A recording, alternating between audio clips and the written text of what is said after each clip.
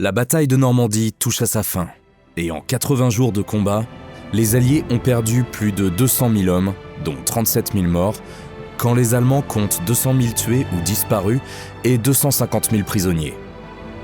Les Alliés reprennent espoir. Après la destruction de la poche de Falaise et un second débarquement en Provence, les Français attendent un événement hautement symbolique, la libération de Paris.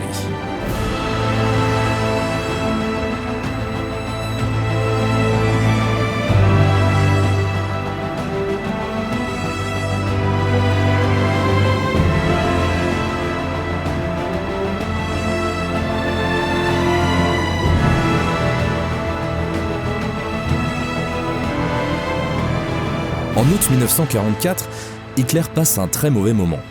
Ses troupes ont évacué la Normandie à la hâte ou ont été anéanties. Dans le sud de la France, l'opération Dragoon, le 15 août, est un franc succès et les Allemands fuient la Provence en direction des frontières du Reich. À l'est, l'opération Bagration écrase la Wehrmacht et l'armée rouge se rapproche inexorablement de Berlin. Même les nazis les plus loyaux doutent de la victoire et Hitler est même victime d'un attentat dont il échappe de peu. Pourtant, si nous revenons 4 ans en arrière, la situation était radicalement différente. En mai 1940, la France est à genoux. Toute l'Europe ou presque est aux mains des nazis et l'armée française est sur le point de capituler. Mais un jeune breton de 19 ans garde espoir. Marcel Bizien écrit à son beau-frère Jean-Louis qui vient d'être blessé au combat. « Notre volonté de vaincre est inébranlable et plus forte de jour en jour. Mon cher Jean-Louis, toi, tes pareils et ceux qui sont restés sur le champ de bataille seront vengés. Dans quelques semaines, quand tu viendras en arrière, tu pourras te rendre compte toi-même de l'évolution des esprits depuis 3 semaines. Toute la population sent qu'il vous faudra tout notre courage. Les jeunes classes attendent impatiemment leur départ. » Jean-Louis va mourir de ses blessures et la France rendra les armes. Mais Marcel Bizien passera à l'action pour les venger. Il s'engagera dans les forces françaises libres à Londres le 22 juillet 1941. Bientôt, il reviendra en France aux commandes d'un char américain, mais mourra héroïquement sur la place de la Concorde à Paris. Nous y reviendrons en fin d'épisode.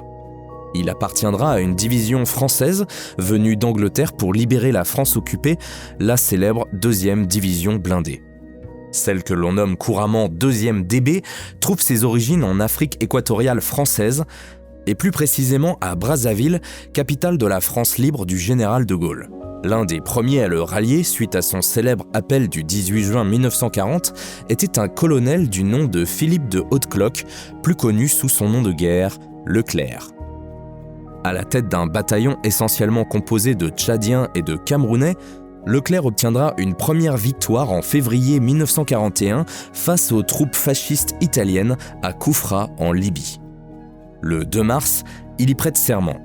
« Jurez de ne déposer les armes que lorsque nos couleurs, nos belles couleurs, flotteront sur la cathédrale de Strasbourg. » Suite au débarquement allié en Afrique du Nord, les Français loyaux au régime collaborationniste de Vichy changent de camp et les forces françaises libres prennent de l'ampleur. De plus, elles sont équipées par les Américains qui leur fournissent uniformes, armements et véhicules pour mener avec eux la campagne de Tunisie.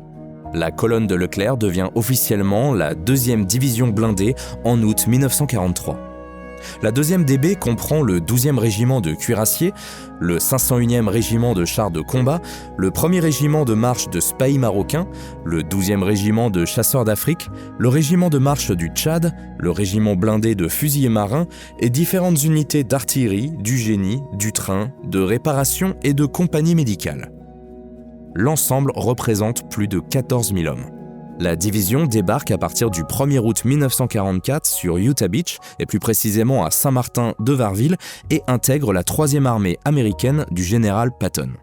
Elle connaîtra son baptême du feu près de Mortain le 7, avant de foncer vers Alençon qu'elle va libérer le 12 août.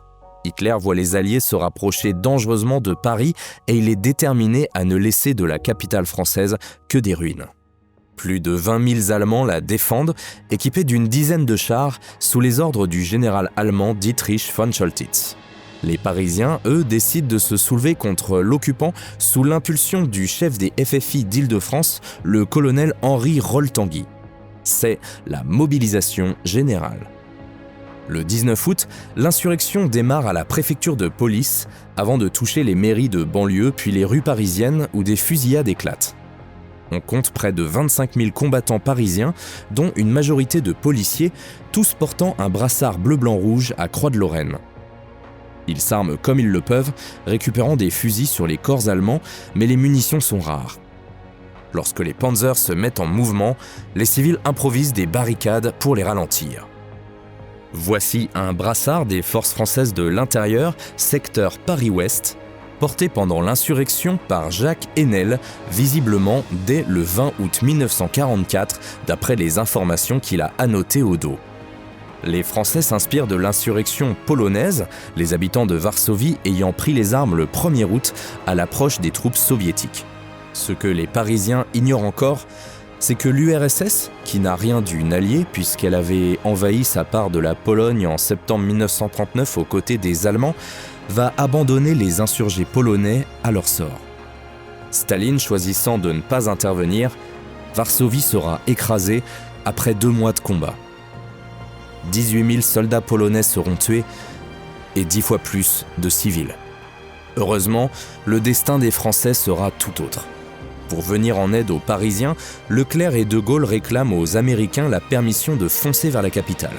De Gaulle, sans l'accord de ses supérieurs américains qui, eux, voulaient contourner Paris car sans réelle valeur stratégique, envoie des éléments de la 2e DB de Leclerc en reconnaissance près de Versailles. Eisenhower finit par céder le 22 au soir et les 4000 véhicules de Leclerc quittent Argentan pour le sud-ouest de la banlieue parisienne le lendemain. Le lieutenant André Bonafou, dans le 12e régiment de cuirassiers de la 2e DB, écrit à Nora, l'anglaise qu'il avait hébergée avant son débarquement en Normandie. « Pour nous, ce que nous avons connu en pénétrant dans Paris est véritablement intraduisible. Aux environs du Val-de-Grâce, qui est, vous l'ignorez peut-être, un grand hôpital militaire, une dame s'est avancée vers ma Jeep que j'avais arrêtée au bord du trottoir et les larmes dans les yeux, m'a dit avec tout son cœur et les 2 mains tendues ces simples mots. « Merci mon lieutenant, il y a si longtemps que nous attendions ce jour. » Je me suis découvert et ne pouvant parler, je l'ai embrassée, puis je me suis mis à pleurer comme un petit enfant. Ne riez pas, car ceci est la plus exacte vérité. Après de premiers combats en banlieue, la 2e DB entre dans Paris le 25 août au matin. Rapidement, les combats font rage au cœur de la capitale, notamment sur le Champ de Mars, à l'école militaire, aux Invalides, devant l'hôtel de ville, au quai d'Orsay, à la Chambre des députés ou encore au Sénat. Ceux-ci sont brefs, mais aussi violents que confus. André Bonafou raconte une anecdote incroyable dans une lettre à Nora. Lors des combats pour la libération de Paris, un char du régiment se trouvait à l'entrée de la place de la Concorde face à l'hôtel Crillon, un des monuments célèbres de Paris. Les combats avaient ceci de particulier que la population parisienne était heureuse de nous prêter main forte et s'appliquait à renseigner le mieux possible nos cuirassiers. Comme des rafales de mitrailleuses atteignaient notre char, un vieux monsieur, peut-être un vieil officier général, attira l'attention du tireur en lui disant à peu près ceci. « Oh mon jeune ami, voyez-vous, c'est encore et toujours cette 5e colonne. » Je pense que vous savez ce qu'est la 5e colonne, qui fut tellement funeste à nos armées en 1940. Il s'agit en réalité d'éléments ennemis déguisés sous des travestis plus ou moins civils. Le chef de char, à ces mots, jette un coup d'œil rapide sur l'hôtel Crillon, inspecte attentivement chacune des colonnes qui décorent la façade, puis brusquement, se tournant vers le tireur, « À mon commandement, en face de nous, un hôtel. Sur la façade, des colonnes. À partir de la droite, la 5e. 1, 2, 3, 4, 5, aussitôt près sur la 5e. Feu !» Et c'est ainsi qu'un 75 démolit la colonne numéro 5 de l'hôtel Crillon, ce qui n'avait, grâce à Dieu, rien à voir avec la 5e colonne. Je vous avoue que les réparations sont tellement bien faites qu'il m'a été très difficile d'identifier à l'œil nu laquelle des colonnes avait été détruite. Mais sur cette image d'archives de l'armée américaine, on peut vérifier les propos d'André Bonafou. Il faut toutefois noter que le tireur a démarré son décompte à partir de la 5e colonne de la partie centrale et non pas de l'ensemble du bâtiment. Et encore moins de l'hôtel Crillon qui se limite en fait à l'aile gauche de l'édifice. D'où l'importance de toujours vérifier ses sources quand on étudie des témoignages. Le lieutenant Bonafou met aussi en avant la participation des civils dans les combats. Certains y ont pris une part active, comme le montre cette lettre à un ami d'un certain Jean habitant le 13e arrondissement. La libération s'est très bien passée. Nous sommes tous allés aux barricades. Nous descendions les sacs de sable de la défense passive des maisons et faisions des barricades avec. Et je t'assure que personne ne songeait à tirer au flanc du moment qu'il s'agissait de chasser le Boche exécré. Ah, si seulement tu avais pu être à Paris le jour de l'arrivée de nos troupes. Un enthousiasme indescriptible. J'ai fait une partie de l'avenue de l'Opéra sur un blindé de Leclerc. Arrivé place de l'Opéra, il ne pouvait plus avancer tant la foule était dense. Et alors, oh mon ami, j'ai vu les chleux de la commandantour du Gros Paris, prisonniers et parqués sur les côtés de l'Opéra. J'ai entendu la foule les huer, les insulter, leur crier « À mort, sale Boche !»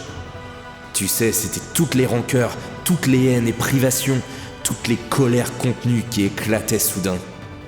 Et va donc essayer d'arrêter une foule déchaînée, surtout si c'est une foule parisienne. Les femmes étaient encore plus terribles. Je me suis senti un peu vengé de mes 2 ans et demi de camp de concentration. Et pour rien au monde, je n'aurais voulu manquer le spectacle de voir la gueule, pardonne-moi le mot, mais tous mes efforts pour en trouver un plus juste n'ont pas abouti, de ces Boches prisonniers. Ils ne s'étaient sûrement pas imaginé ainsi le débarquement de nos alliés, auquel je lève symboliquement mon chapeau pour cette opération si bien réussie. Vive la France, vive les Alliés! Les Américains participent à la libération de la capitale. La 4e division d'infanterie reçoit la mission d'assister la 2e DB, et le capitaine Otis Hewitt, le héros de mon livre et film Till the Job is Done, raconte dans une lettre à sa femme. Les gens deviennent tout simplement fous de joie. Dès que nos véhicules s'arrêtent, ils se précipitent et crient « Anglais ? Américain ?» Ils nous serrent la main et toutes les femmes, quel que soit leur âge, nous embrassent sur une joue, puis sur l'autre, comme le veut la coutume française. Ils brandissent des enfants en bas âge pour que nous et nos soldats les embrassions. Ici, le peuple déteste amèrement les Allemands. Je n'ai jamais rien vu de tel. Mais bien sûr, je le conçois et j'en comprends la raison. Un homme d'environ 45 ans m'a raconté que les Boches ont tué 2 de ses filles. L'une âgée de 23 ans et l'autre de 18 ans. À la mitrailleuse ou au pistolet mitrailleur. J'ai demandé pourquoi et il a dit qu'il ne savait pas. Elles étaient juste là dans la rue. C'est terrifiant de constater à quel point les Allemands ont été cruels envers les civils. Ils ne sont pas du tout satisfaits de voir les Allemands être faits prisonniers et veulent tous les tuer. J'ai vu des milliers de civils rugir en voyant un camion de prisonniers allemands passer dans la rue. Ils les mettraient en pièces s'ils pouvaient mettre la main sur eux, et de temps en temps, ils y arrivent.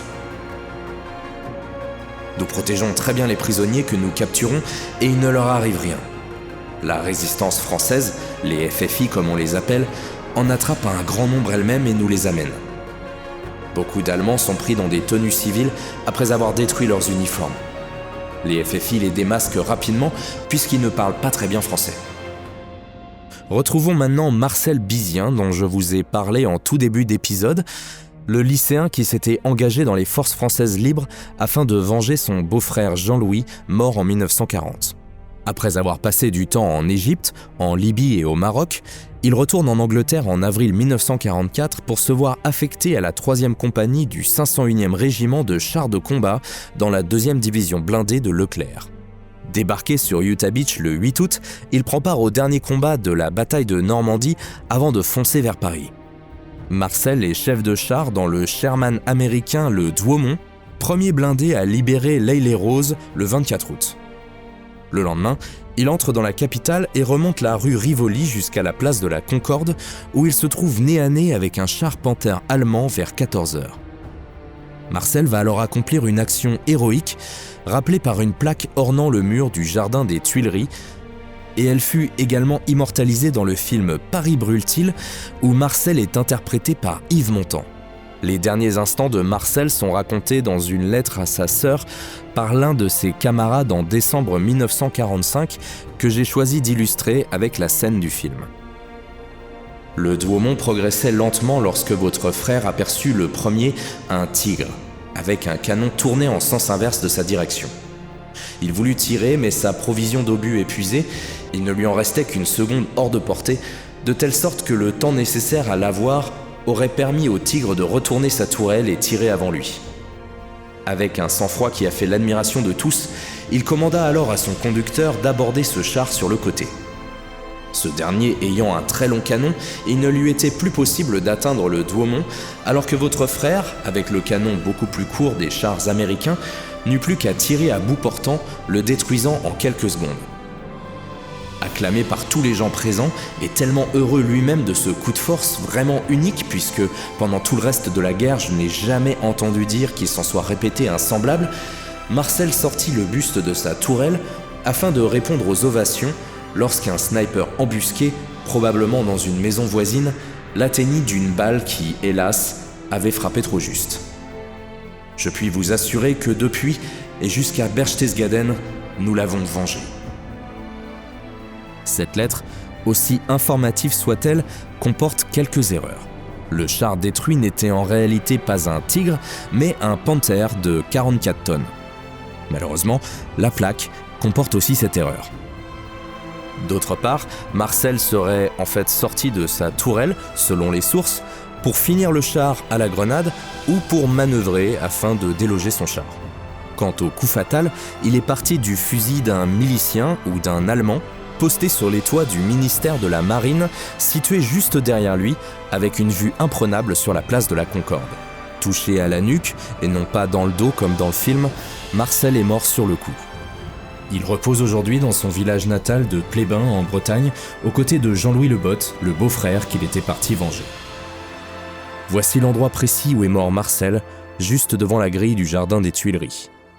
Là où l'affrontement funeste eut lieu, se sont tenues 80 ans plus tard des épreuves des Jeux Olympiques de Paris 2024.